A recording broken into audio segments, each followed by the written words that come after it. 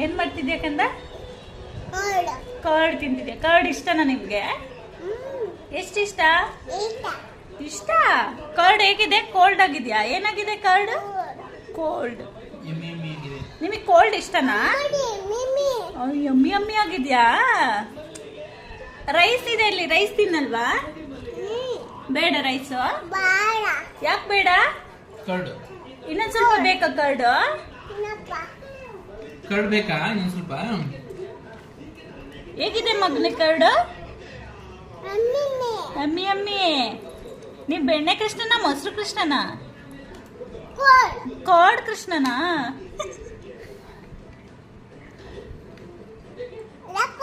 ಹ. ಇನ್ನೊಂದ್ ಸ್ವಲ್ಪ ಬೇಕಾ ಕರ್ಡ್? ಎಷ್ಟು ಬೇಕು? 9